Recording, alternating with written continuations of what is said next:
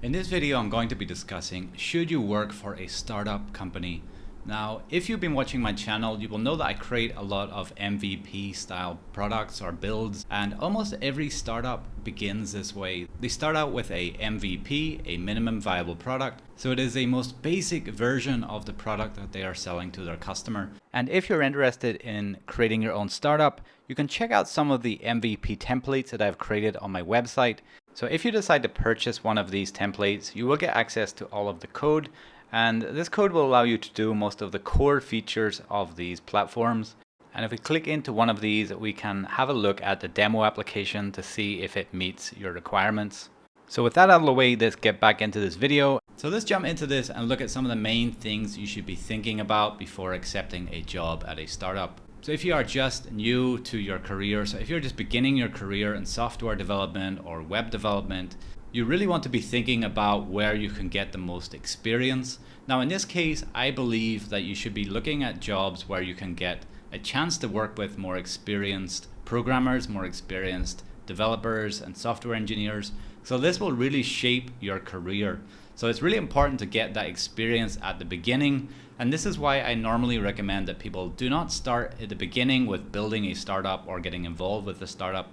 Now I think that startups are great, but you really have to be careful about what is right for you, what is right for your career. So if you're just starting out, I highly recommend that you get as much experience as you can. And one of the best ways to do that is to work for an agency. So working for an agency will give you the ability to work on lots of different projects and get your hands dirty with lots of different technology.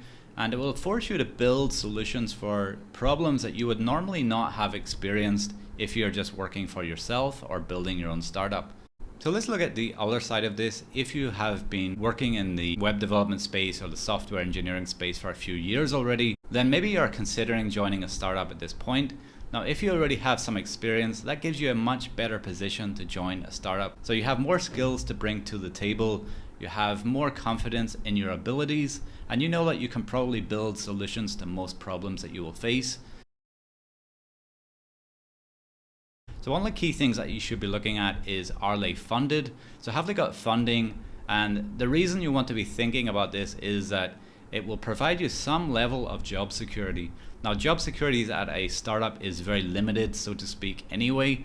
So if a startup is funded, that is a really good sign. So there are investors out there that believe in the success of this business. And this gives the startup or the company the ability to have a longer runway in terms of development, in terms of user acquisition. So you should know that they have enough money in the bank that they can pay the staff every month for at least 6 months ahead of time or 1 year ahead of time. So this is why funding matters. So if the company is self-funded, then it really is a risk on all of the individual employees working at that startup. Another thing you may want to consider is, if you're an early employee, you may get some form of equity or some form of shares in that business. Now this is really good if you believe in the long-term vision of the company or the startup. If you believe that this is the next Facebook or the next Instagram, then those shares could be really, really valuable in the future. Now it will push you to work harder on this business, to work harder on yourself, to build great features. So you know that the stakes are high for you.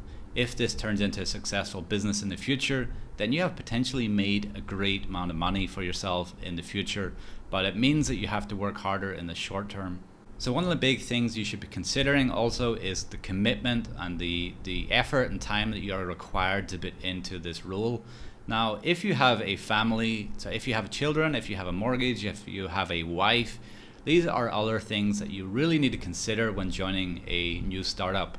So startups generally require a huge amount of effort and involvement for anyone who is part of the team.